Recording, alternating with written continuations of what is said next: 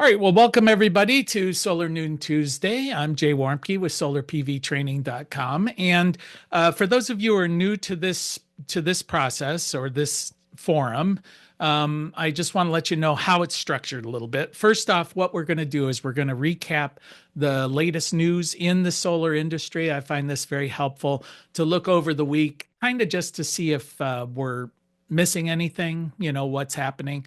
Then we'll look at a recap of any webinars, conferences, things of that nature that are coming up for those of us who are interested in renewable energy or the solar industry. And then we're going to go ahead and dive deeply into a topic that I find interesting, and hopefully you will as well. And we're joined online with a number of folks really from all over the world. Just people who are wanting to geek out a little bit about solar. And then we will record this, put it on YouTube, and that may be where you're seeing this now. The topic that we're going to be touching on is really what are the standards and the codes that apply primarily for solar installers when they're dealing with battery systems, and battery systems are becoming more and more prevalent in our industries. So we'll touch on that in a little more depth in a little bit here. So let's go ahead and jump into the news of the week. This is the week of October 12th. And the Department of Energy is circulating a new list of energy project grant cancellations just a week after it announced plans to cancel over 300 grants that were exclusively in states that had voted for Kamala Harris in the 2024 presidential election. So in order to be more even-handed, now they've come up with another 300 projects that they're going to cancel that are in red states as well. So that brings to a total of more than 600 federal projects that had already been funded. Now they're withdrawing the funding. This amounts to about $20 billion in grants that are being revoked. Unlike the cuts that were announced last week, which were primarily wind and solar projects, these also include some projects like hydrogen projects that were dealing with natural gas tied to carbon capture. A lot of these were backed by Republicans in Republican districts. They also include grants issued by the Grid Deployment Office, which aims to boost the U.S. electrical grid resiliency, as well as the Office of Manufacturing and Energy Supply Chains, which funds new mineral projects. And it's interesting to note that grid expansion and U.S. mineral developments had previously been announced by the Trump administration as high priorities of their administration. 8 plaintiffs filed suit last week against the U.S. EPA, the Environmental Protection Agency, for its termination of the Solar for All program, alleging that the termination was unconstitutional. The Solar for All program was enacted by the Biden administration in April of 2024 and was intended to deliver residential solar projects to over 900,000 low-income households nationwide. The plaintiffs argue that the executive branch did not have the statutory authority to rescind the $7 billion in funding. Congress had repealed parts of the Greenhouse Gas Reduction Fund in July of this year, of which this was a part, but had left previously awarded funding intact and did not cancel programs retroactively. As seen in the previous headlines here, the Trump administration has obviously targeted renewable energy programs, claiming that renewable energy is responsible for driving up electricity prices. But an analysis of recently released government data confirms that states that are growing their wind and solar power typically have lower cost electricity than states that rely on fossil fuels. The data from Trump's own administration shows a sizable drop in renewable energy power costs during the last couple of decades. Among the 22 states that drew higher than average shares from their power from wind and solar, 17 had below average electricity prices, according to the EIA.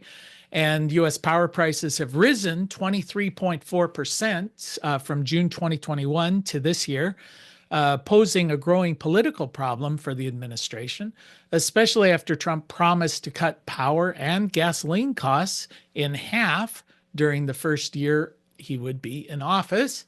The contention that fossil fuels can provide electricity more affordably than renewable sources is just simply not true, and has not been the case for a number of years.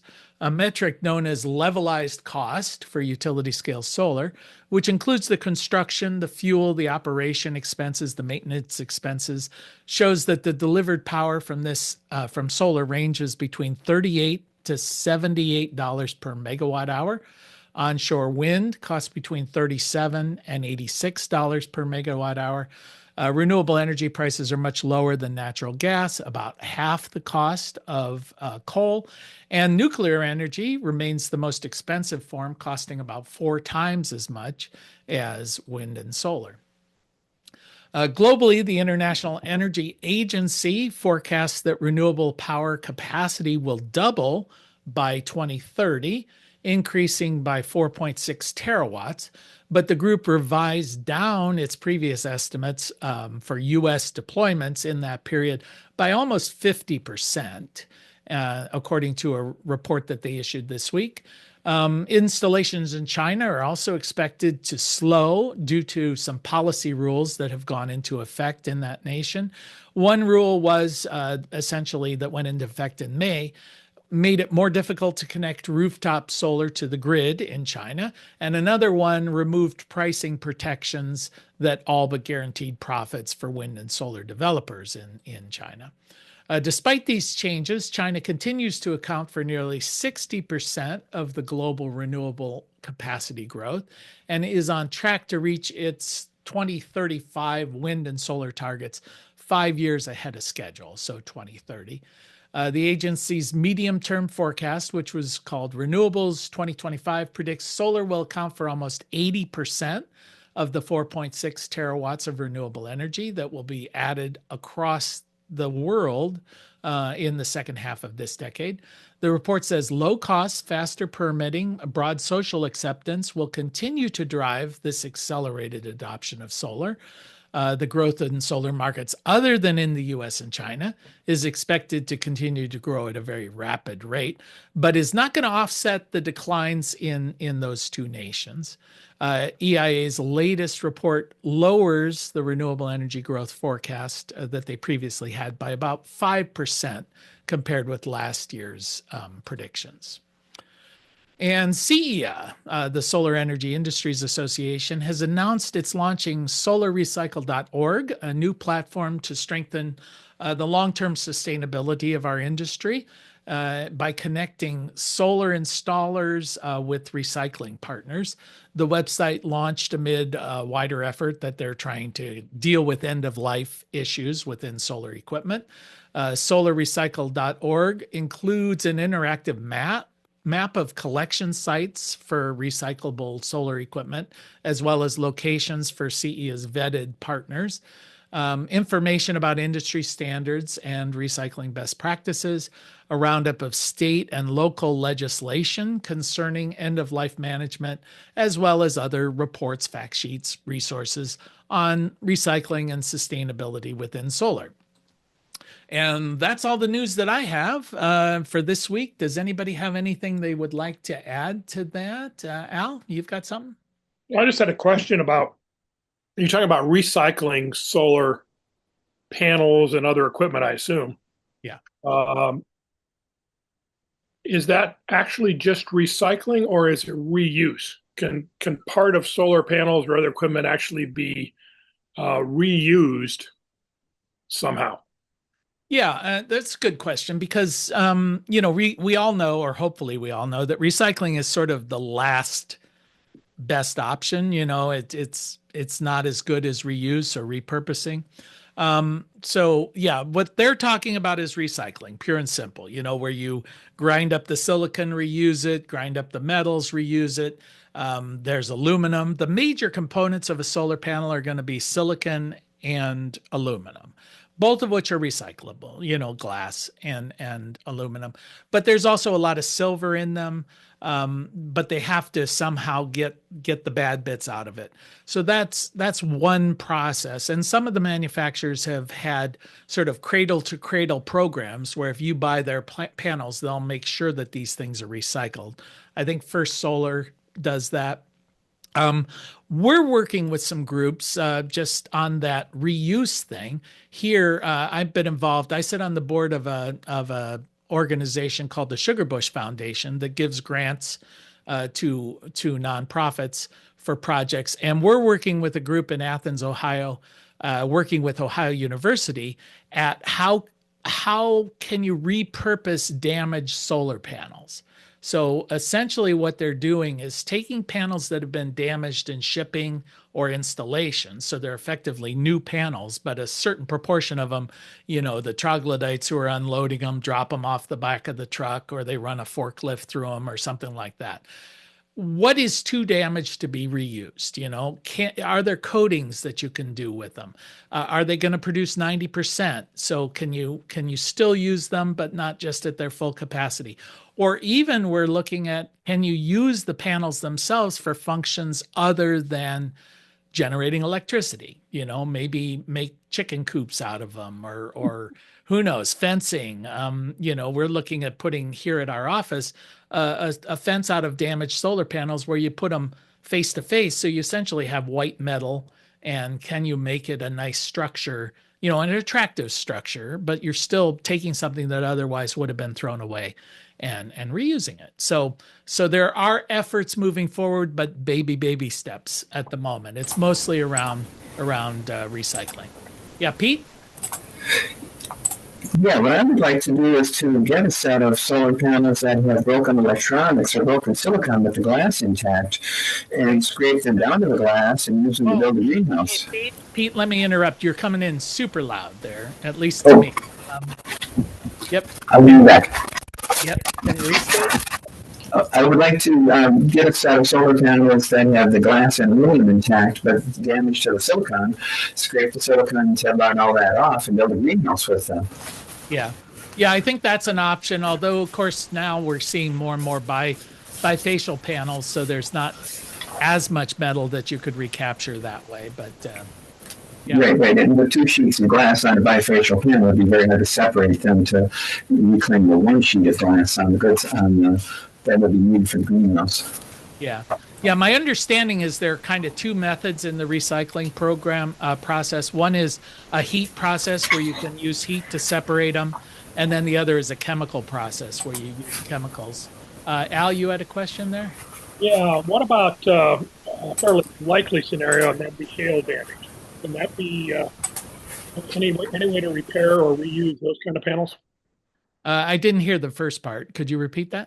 I'm sorry, hail damage. Oh, hail damage. Yeah, yeah. Yeah, hail damage is probably the most consequential event when it comes to creating a large number of damaged panels. Oh, Normally, when you're dealing with those insurance situations, I'm sure they just sort of come in and say, yeah, it's a total loss, just tear the whole thing out. And I'm sure there's a lot of waste in that regard. Some are just lightly damaged. That's one of the things Ohio University is looking at.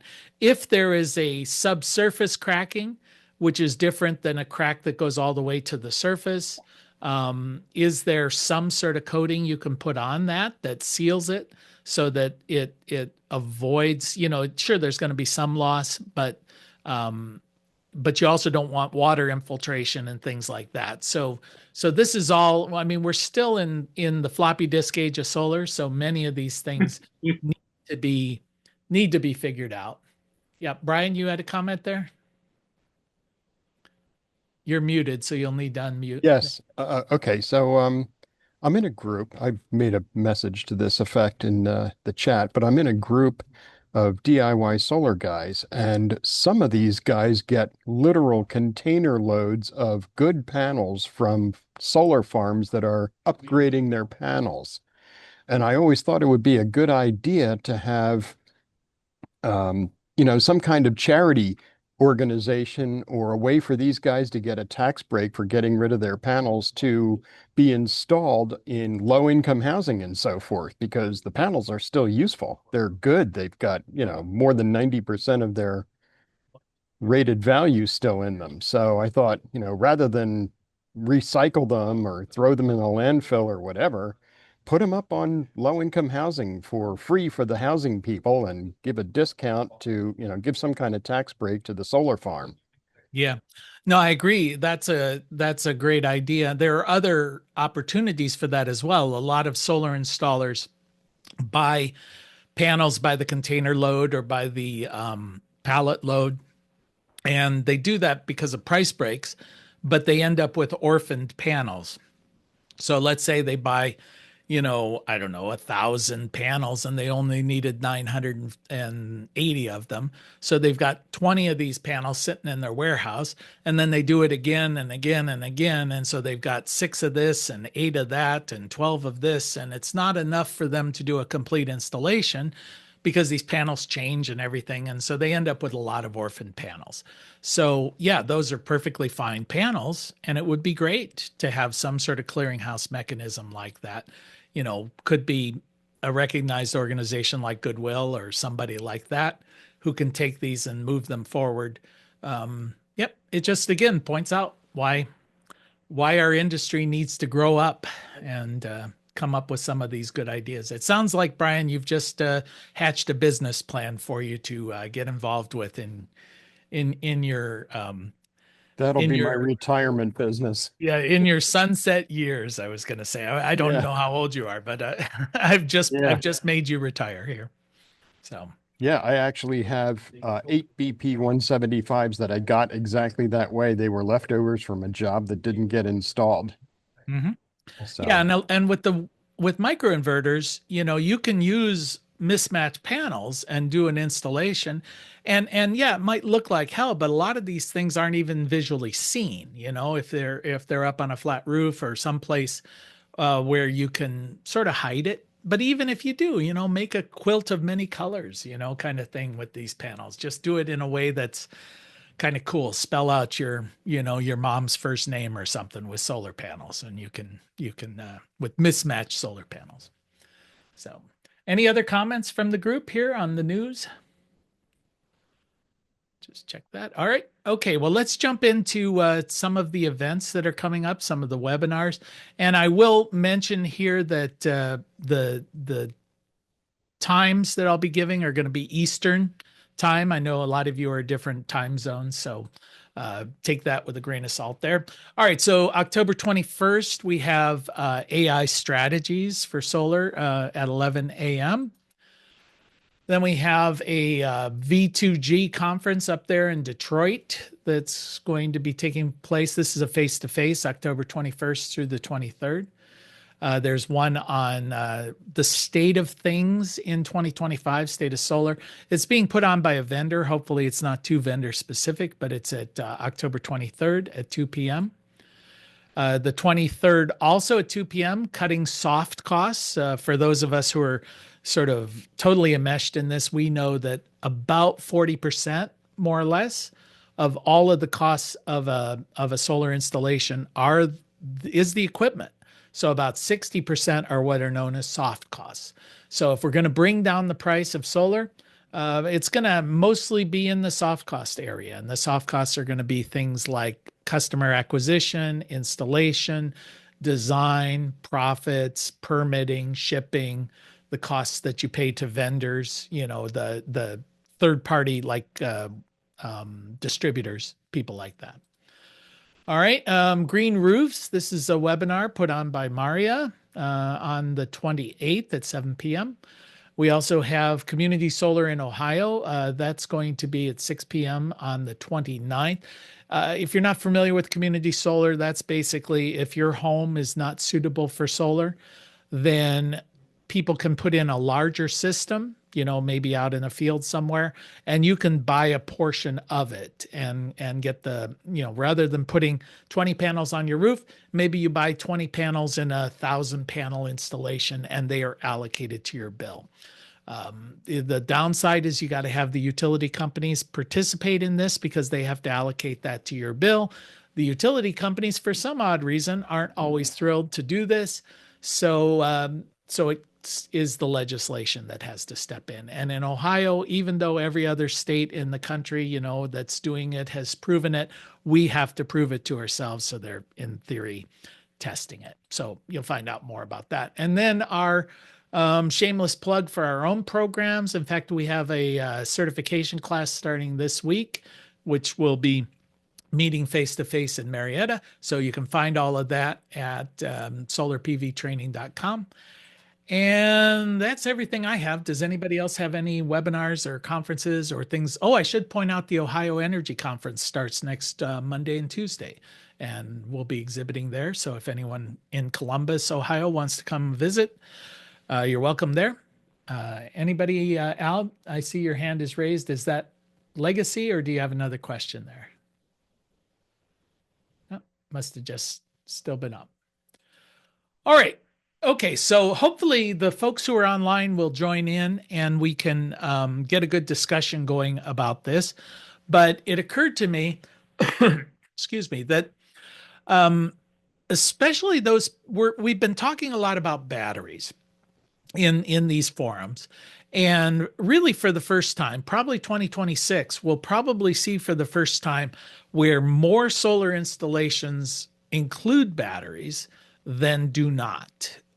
Always in the past, there was a hesitancy to put in batteries just because of sheer expense. But there are a lot of reasons now out there, and many of which we've highlighted here.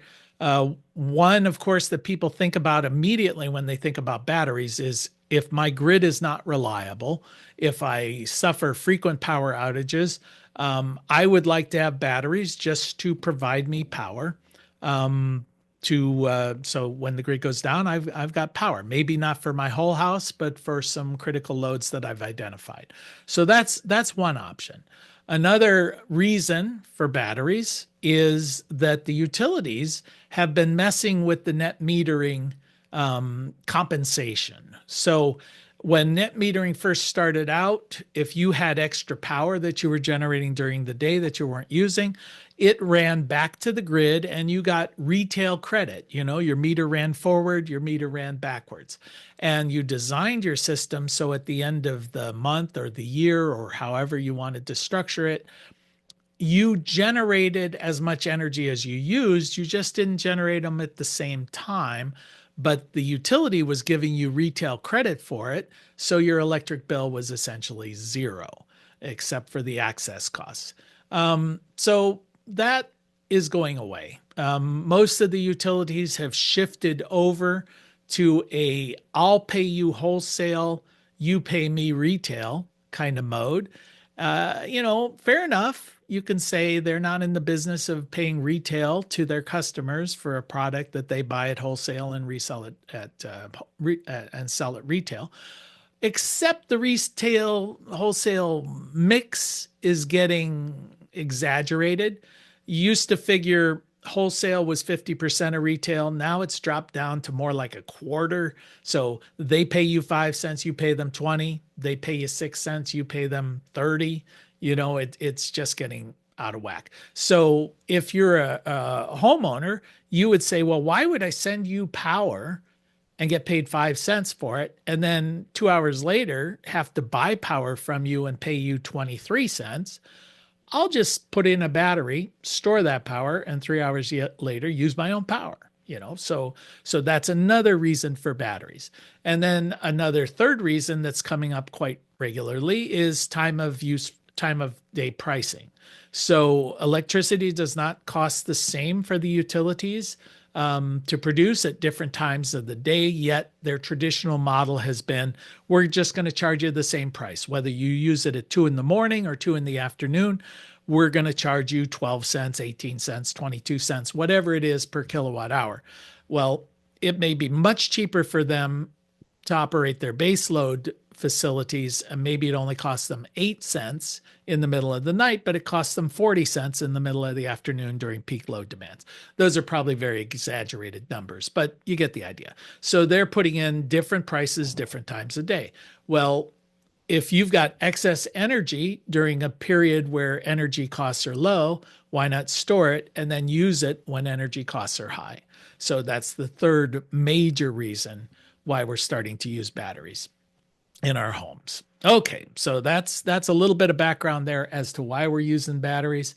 But let's talk about from an installer standpoint. Now you're being asked to install these battery systems, and most of the installers that I've talked to, until they do a few of them, they're kind of like, I don't know. I mean, what am I supposed to do? How is this supposed to work?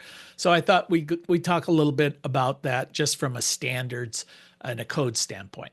I will mention that these sessions are accepted by ETA, the Electronic Technicians Association, for half an hour or 30 minutes of their continuing education CEUs. So you can get a certificate at solarpvtraining.com that will be generated, and you can turn that in if you are certified with ETA. So we'll put that in there. So I guess, and again, for the folks online, feel free to jump in with your questions. And if you can, turn on your camera so we can see your pretty face when you ask these. All right, so what exactly is a battery? Okay, so, and you'd think, okay, this should be fairly straightforward. I know what a battery is, but you probably really don't, at least not from the world of solar. There are batteries, which traditionally we think of like the battery in your car, or deep cycle batteries, usually lead acid batteries. We've looked at those, but then there's also energy storage systems. And especially when we start getting into the world of lithium ion batteries, they really are complete systems. So the code, the National Electrical Code, makes that distinction. So let's go ahead and start with the National Electrical Code. So what is an energy storage system, or an ESS? And their definition is essentially one or more components assembled together, capable of storing energy and providing electrical energy into the premise wiring system or an electric power production and distribution network. You know, they have to make these things complicated, but they're basically saying there are several components put together where you can store energy and use that energy. That's effectively what an energy storage system is. And with lithium ion, you really cannot have they require battery management systems to monitor their temperature, to monitor their state of charge, to do all of these kind of things. So normally if you buy a lithium ion battery, there's already electronics in that battery case. You just don't see it. It might look like a standard old lead acid battery, but there's more stuff there, believe me. And if you're getting a system from Enphase, for example, because it is being charged from AC electricity converted to DC, there's going to be a charger in that box. There's also going to be an inverter in that box that converts it from DC to AC for its output. All of these things are considered part of the components. So batteries, capacitors, inverters, converters, battery management systems, all of these things are part of those ESS. And those are the rules for installation, the rules for how these things have to be dealt with are in Article 706 of the National Electrical Code. Now, you know, for those of us who have been involved in the world of solar for a while, it can get kind of confusing because in the olden days, and I'll touch on this in a little more detail, you know, in fact, ETA had a question on the certification exam. What's the maximum voltage a battery can be when installed in a home? Well, the answer it was 50 volts DC. Well, that's not the answer anymore. It gets complicated. So it was, I think in 2017, they added Article 706. So they put in a whole new section on batteries, but energy storage systems. I'm saying batteries, but that's what it is. So in this, they've shifted a lot of the requirements to the manufacturer. So, you know, you'll see in there, do it per manufacturer specifications kind of thing. They've also they've given different flavors of what an energy storage system is. There's an energy storage system self-contained, which is essentially all in one box. And this is going to be kind of the norm that you're getting. There's also energy storage systems pre-engineered with matched components. So that's something that one manufacturer, you know, has said, okay, all of these components go together. And this gets important when you talk about standards. uh, manufacturing standards. And I'll touch on what those are in a little bit, because when you're going out to buy product, you're going to have to be careful to look to make sure that they are UL approved for that. And that is in there. So at this moment, I'll take a breath and see if any questions have arisen just off of what we talked about so far here. Chat there. No. Okay. All right.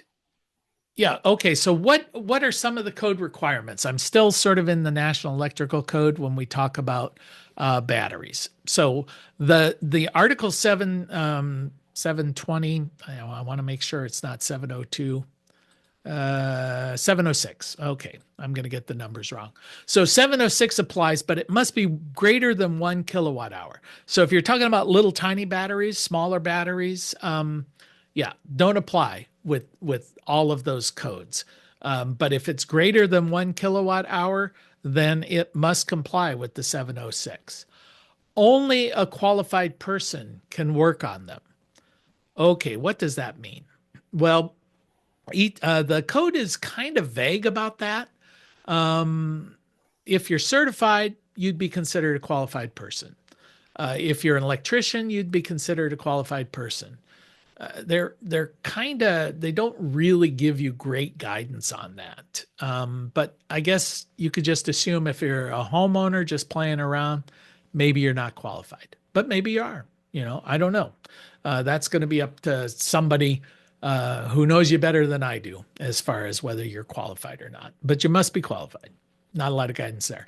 Must be listed, and this gets into the manufacturer's component listing as UL 9540 compliant.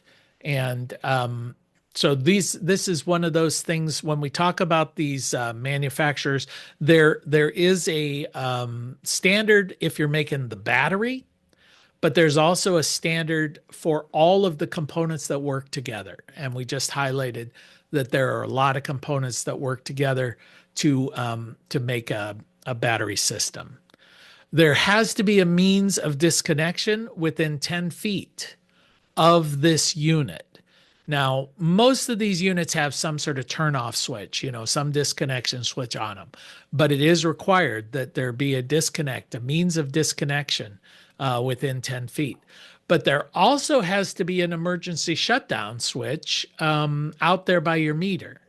So we've talked about rapid shutdown before here in these sessions, but effectively, just as a little bit of review, if your home is on fire, we'll just use that as an example, and the first responders respond to the home, the first thing they're going to do is turn off the electricity from the grid. Now, it used to be that they would just pull the meter, and the meter just acts like a fuse. You just pull that meter out. It's like popping a fuse, and you're disconnected from the grid. They weren't all that thrilled about that because if you pop a fuse under load, you can get some arcing, and that arcing can maybe be dangerous, but it's certainly startling, especially for someone who's not familiar with electricity.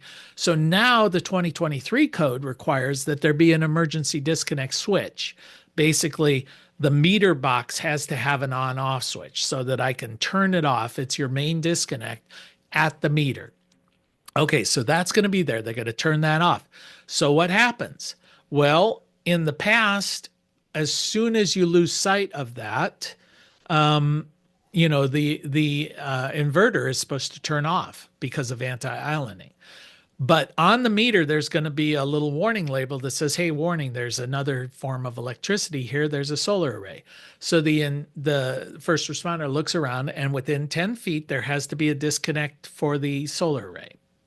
And now, because of rapid shutdown, that solar array now has to shut down at the array so that there are no live wires going through the house. So they've disconnected from the grid and they shut off your solar array. But if you've got batteries, well, then the batteries kick in, right? And there's still power. There's still power in the house.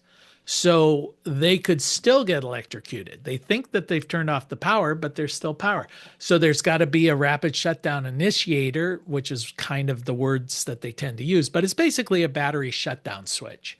And that's going to be located out there near the meter as well. So these guys are going to come, they're going to disconnect from the grid, they're going to disconnect the photovoltaic array, and they're going to disconnect the battery system. So there have to be those 3 switches out there. That's what they're going to do. Now, the National Electrical Code said no more than 6 switches. Well, we got 3. Now, if you have a generator, you've got 4. So you get a lot of switches pretty quick, but they've all got to be located up there near the meter. That's where they're going to look for it. Okay, so those things have to take place. Now, we talk about voltage limits. Like I said, in the past, we would always just say that batteries, can't be more than, I think it was 50 volts AC, 60 volts DC. Now they're limited to 100 volts DC. These energy storage systems, limited to 100 volts DC, but if they're inaccessible, meaning they can only be worked on by a qualified individual, well, then it can go up to 600 volts DC. But there's got to be a means right there of disconnecting. So effectively, we've seen the batteries go up to 600 volts. Well, that's the same limitation that we have on solar arrays in residential. And when we talk about residential, we're basically talking about single family dwellings and duplexes. If there are 3 or more, well, then, that's a commercial. That's going to fall under commercial. Okay, so those are the limitations now for energy storage systems. If commercial, well, if it's more than 100 volts DC, it requires a ground fault detector. And this gets me a little confusing, and I might misspeak here, but I think I understand it. If it's over 240 volts, there's got to be a way of basically disconnecting the various string components of this battery bank to make sure that you can create substrings less than 240 volts. Not quite sure why that's in there, but that was in there. But basically the maximum is 1,000 volts. Well, the maximum of those strings, 1,000 volts. So you can put a 1,000 volt battery bank or ESS in your business. Well, again, that's the limitation of solar as well. So basically we're saying the battery systems can be of the same voltage as your arrays, 1,000 volts for commercial, 600 volts for residential. But there are going to be some other requirements, for the batteries with disconnects and sub disconnects and things like that, and location of disconnects. Does all that make sense? Because that's a point of confusion I know when I speak with instructors.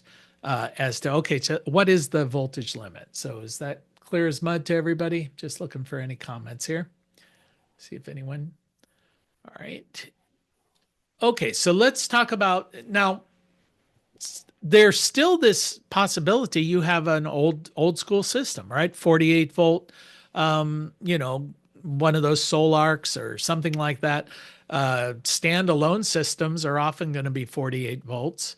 But they don't have to be. And I think there was a comment in there that I glanced at saying starting to see more 96 volt standalone systems that are being out there marketed. And some of that is because there is now this increased availability where you can go to up to 100 volts.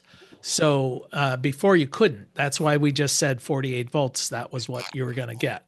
So that was the situation, but now you can go up to 100 volts. But even with a standalone system, you've got to comply with Article 706. Okay, so if it's 50 volts AC, 60 volts DC, you have to comply with 706. Otherwise, Article 480 addresses all of the various installations of battery systems. So if you're putting in an old school 48 volt system, well, that's going to be addressed. How you do that is going to be addressed in 480. Location, ventilation, labels, accessibility, overcurrent, all of those kind of things. I believe, I'm pretty sure, 98% sure, those things still apply to the Article 706 installs as well.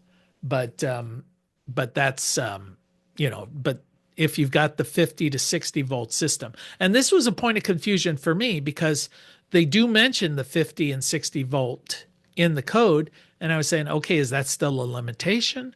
Or is 100 volts the limitation? Or is it 600 volts? Or is it 1,000 volts? Well, the bottom line is if it's more than 50 volts AC, 60 volts DC, you've got to comply with 706. And within 706, there are two different voltages for residential, 100 volts if a homeowner is going to work on it, and 600 volts if only a qualified person can have access to it. Then within the commercial, it can go all the way to 1,000 volts. So hopefully that's clear as mud. Right. Okay, I'll take a breather there, give you guys a chance to jump in. Okay, hearing none, we'll go into some of the manufacturer standards. And these are, again, primarily focused on manufacturers, but I would say as an installer, you want to make sure that the equipment that you're going to be installing does comply with those standards. So there's the IEC 61427. These talk about the standards for requirements for the batteries. There's the 62133s. There's the 61683 standards for inverter efficiencies. So these are standards that if you're buying those products, you want to be aware of. But let me jump over that because I wanted to get to the ones that really apply to the installers primarily, which are the standard for the battery itself. It should comply with 1973, UL 1973. So you're going to want to look at that battery. You're going to want to see that it has met UL 1973. Now, if it's part of an ESS, if it's part of a bigger system, that battery also has to meet the UL 9540. That means all of these components in conjunction with each other as a system have met those requirements. And these are primarily safety requirements. It's going to be some performance, but you're really more concerned about safety. And then there's a substandard, and this gets confusing, and I've seen articles in the press about what it is because the 9540A is just a test to make sure about thermal runaway. And thermal runaway is what you've heard of with lithium ion batteries, where a battery can, spontaneously combust. It usually requires that they be physically damaged, but then, it can burst into flames. Well, some of these, less expensive, cheap battery systems are claiming that they're UL 9540A certified, which they've met the compliance for that thermal runaway, but inferring that they're 9540 certified, which is a deeper, more comprehensive test, and they don't meet that. So make sure, the numbers are so close, it's easy to get confused. So make sure that it is in fact 9540, not 9540A compliant. And then, of course, I just threw in the 1741. We run into this a lot in our instruction where we've got, the inverters, charge controllers, things like that, usually have to meet the UL 1741. And then, of course, with inverters, there's SA, I think there's SB. Those are the smart inverter requirements and things like that. So it gets deeper and deeper. I mean, as somebody said, I'm sure many people have said, the nice thing about standards is there are so many of them. So, we get to comply with, there's no such thing as a standard. What can we say? And then there's 855, which is really the item that got me thinking about this, because personally, I found it very confusing and I wanted to dig deeper into it. So maybe my understanding of it was a little bit better. 855 caused quite a stir when it was coming out. So let's talk a little bit about what we mean by 855. And this is essentially the installation standard. So when you're talking about, okay, we have some manufacturing standards, let's make sure that it's compliant with those standards. Now I'm going to install this battery bank in the home. Where can I put it? So they're talking about size, separation, fire suppression, things of that nature. So that's what is in 855. So there are a couple of fire codes that are used primarily here in the US. There's the International Fire Code 2024, and then there's NFPA 1, which is the fire code. And now there's also NFPA 855 for the batteries. In many states, some states, I'll just show you right here, these states, the NFPA 855 has been adopted. The ones in dark blue have been fully adopted there. So Michigan, New York, Massachusetts, Connecticut, Indiana, and Washington. Then we've got a few states that they're in pending. It's in process. All right, but it's not entirely critical that the state adopt it per se. And the reason for that is all of these are referenced in NFPA 1. So the entire code, essentially, 855, is called for or referenced in the fire codes. So the international fire codes, these are the states that have adopted the international fire code. So they have effectively adopted 855. So if you're in Florida, West Virginia, Hawaii, Vermont, what is that, Massachusetts, Maine? So I could see Massachusetts had to do it because they don't have that fire code. Rhode Island, those are the ones. But most of the states have adopted the fire codes. So yeah, so they're calling out what is in 855. So you got to comply with it. Okay, so what does the International Fire Code say about batteries? Because this is basically what 855 says as well. And if you're looking for a reference number, if you like that stuff, it's 1207.11. The batteries themselves, the energy storage systems, can be installed in detached garages or other detached buildings. I'll go a little more depth into this stuff, but basically, if you've got an outbuilding that nobody's living in, a garage, a barn, storage shed, whatever, they're happy as a clam. Go ahead and put your thing in there, put the battery in there, no problem. You can also install them outdoors on exterior walls or freestanding if you wish. One of the concerns I have with that is it always seems like these codes and standards are written by people who live in Southern California and they have never experienced harsh weather. Batteries don't like the cold, so now you're going to be dealing with a lot of energy issues just keeping these batteries at a constant temperature. So I haven't seen a lot addressed in that, but I guess if you live in LA, not a problem. But if you live in Duluth, outside might not be the best spot. So you've got that issue. Then you've got attached garages, but there are some provisions there for attached garages. And then you've got enclosed rooms within buildings.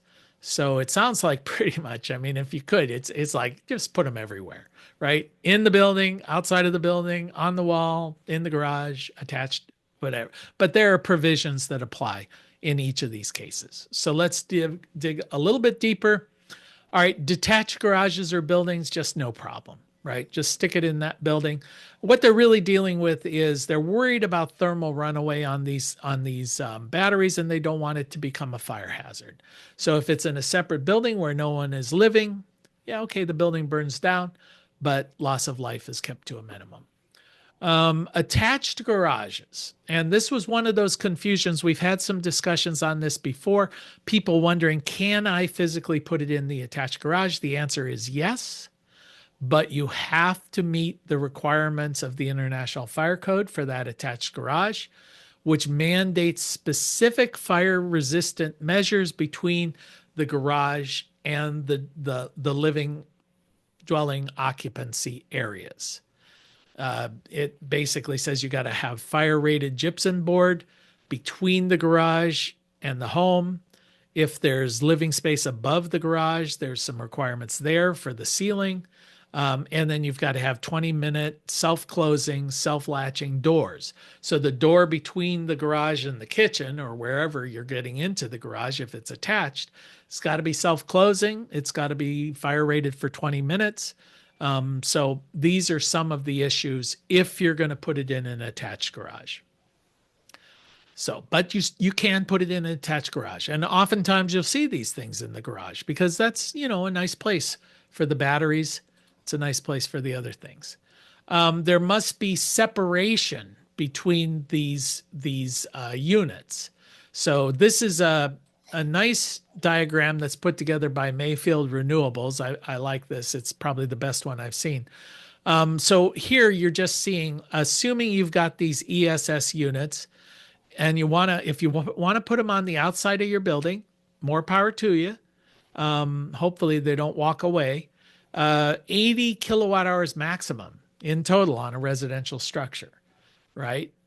And each of those units, maximum of 20 kilowatt hours each. So I think you're going to see when you start looking at self-contained units that are being sold, I think you're going to see, at least unless these standards change, a hard stop at 20 kW or kilowatt hours. So we're currently seeing, 10, 12, 13, but as they get better at this, you're going to see some 20 kilowatt hour units, and minimum of 3 feet separation between the two of them.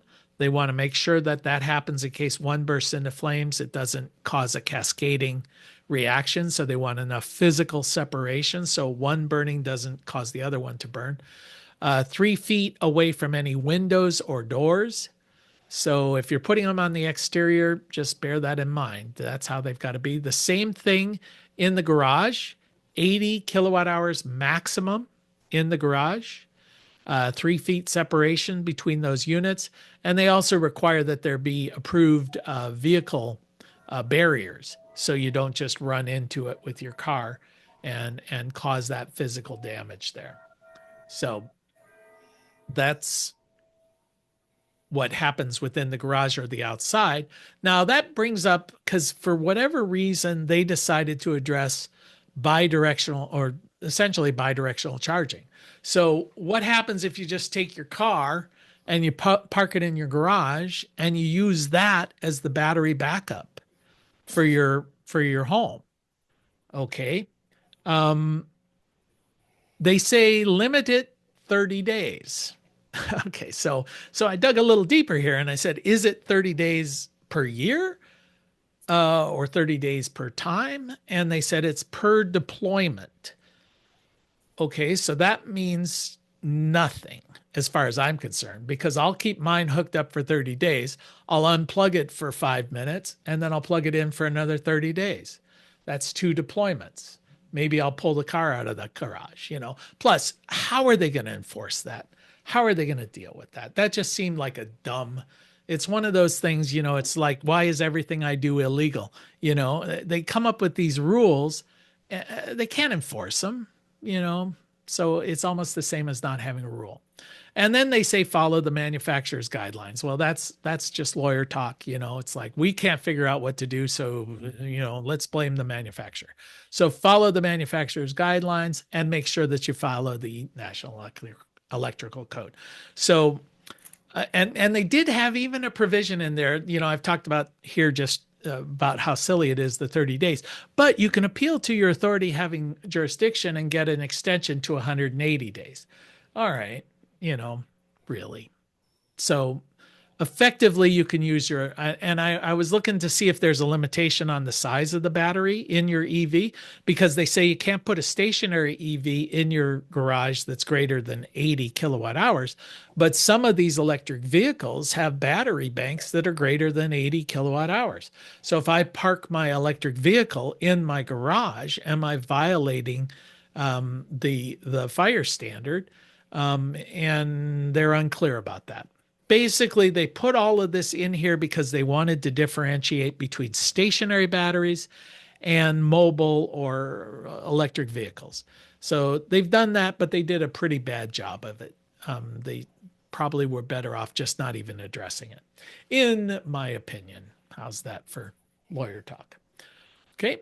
Okay. Any questions so far here? I want to encourage if you've got one. Hey Jay, I was just curious. My battery is in my basement in a utility room, and it's hanging on a concrete block wall. Yep. If I Okay, were well, to move, if I were to move it outside above that space, so just basically lift it up, move it outside on the exterior wall. Now it's hanging on a cedar sided wall, yeah. which Yeah. is safer. I don't Well, we understand know. why putting it outside really helps anything.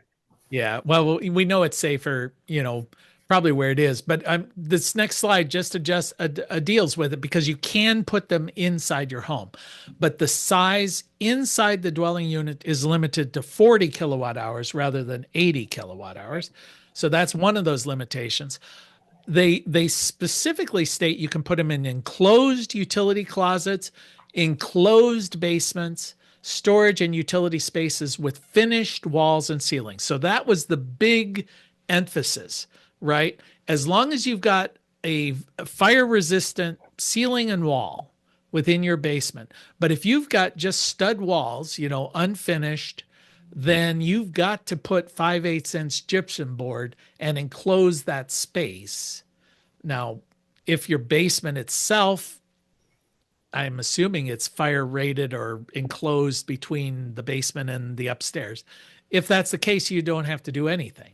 You know, but really what they're looking for is like a half-hour fire protection between where you put the battery and where you live. That's kind of what they're looking for. And however you do that is okay with them, but they're going to limit the size of it to 40 kilowatt hours if it's in your building and 80 kilowatt hours if it's in the garage or the outside. My guess is you don't have an 80 kilowatt hour battery bank. No, 10. 10, yeah. So it depending on your basement, you might have to put up some drywall, Yeah.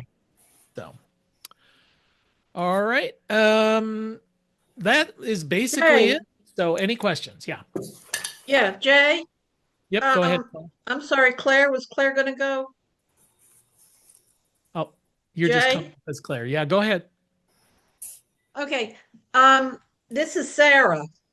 Okay. I was wondering, do we have access these days to something other than these lithium batteries? I know that they're available maybe in Europe. What do we have available in the United States that's not so flammable as these lithium batteries? Is that available now? Yeah, yeah. And That's not. I just want to sort of reiterate that lithium ion batteries have the potential of thermal runaway. I think that's a little bit overemphasized. The risk is very, very low, but there are different flavors, different chemical compositions of lithium ion batteries. And some of them, the ones that are primarily being used in solar battery systems, are the ones that are considered to be more stable, less prone to that. The old lead acid batteries that we were knew and loved, those things have problems as well. They will overheat and leak out hydrogen, and they can be explosive. So it's not like we went from a good battery system, which was lithium or lead acid, to a bad one, which is lithium ion. They just both have their risks. Everything has its risk. So, I wouldn't worry about it too much, but they're just saying, okay, there is this risk, a small potential. So let's make sure we put a fireproofing situation in there. But most of the problems with lithium ion batteries happen when they are physically injured. Like it falls off the wall and crashes onto a concrete floor. That might cause damage. With an EV, they've had in a traffic accident. If you get this thing smashed up, well, physical damage, it might cause thermal runaway. But those risks, think about that in a car crash. What else could cause fire? Gasoline? Yeah, maybe. So my guess is an EV battery is probably less of a problem than gasoline. So everything that we live with risks all the time. I'd say the risks of this are relatively minor, but you do want to install it in compliance with the code. Otherwise, it's bad practice, but you're also not going to get your project approved. Okay. Jay? Yeah, go ahead. Yes, this is regarding the your rapid shutdown devices you mentioned earlier. Uh-huh. Given the fact that in the panel system with microinverters that they have that internal shutdown, I believe, rapid shutdown, and the IQ8 microinverters, would one still be required to be near the meter, or would it just be safer? Yeah. Well, the microinverters were a response and are a good response for turning off at the panel because they do have the anti-islanding up there at the panel. Normally, your utility is going to require that there be an AC disconnect out there next to the meter. I think that's fully redundant. I think it's kind of dumb. Well, not dumb. It's fine because I guess potentially the rapid shutdown in the unit might fail, but they're happy to require things that don't cost them any money. So Okay. they're going to require that you put that AC disconnect out there. Now the batteries is a separate issue. So the battery disconnect, yeah, you got to have that out there. Right, right. Because it's just working as designed. As soon as you lose sight of the grid, as soon as you lose sight of your panels, well, the batteries kick in. It turns on, exactly. Okay, yeah. Thank you. Sure. Now, I did hear on that that there are some jurisdictions that are saying you don't need that extra disconnect, especially if you've got the emergency disconnect for your meter, because that should initiate the rapid shutdown as soon as you turn off the grid. Yep. Al, you got a question there? Yeah. So I have a AC disconnect outside below the meter. It's a separate switch, like a breaker. Uh-huh. And a similar type system or breaker below the main panel inside. Yeah. So there's one outside the wall and one almost directly inside the wall as well.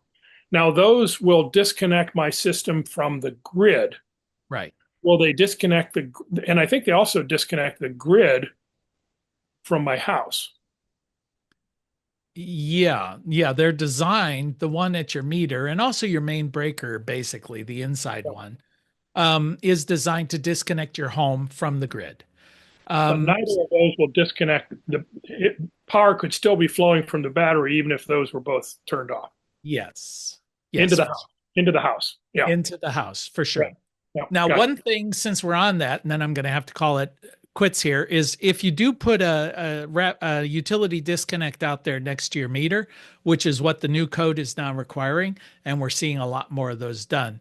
One thing to bear in mind is in your main, as soon as you put that disconnect out there at your meter, it is now your main disconnect. Well, in your main disconnect panel, you're allowed to intermix the neutrals and the grounds. But in subsequent subpanels, you're not supposed to.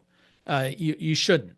Well, your old main, you might have those neutrals and equipment grounds intermixed on the various bus bars.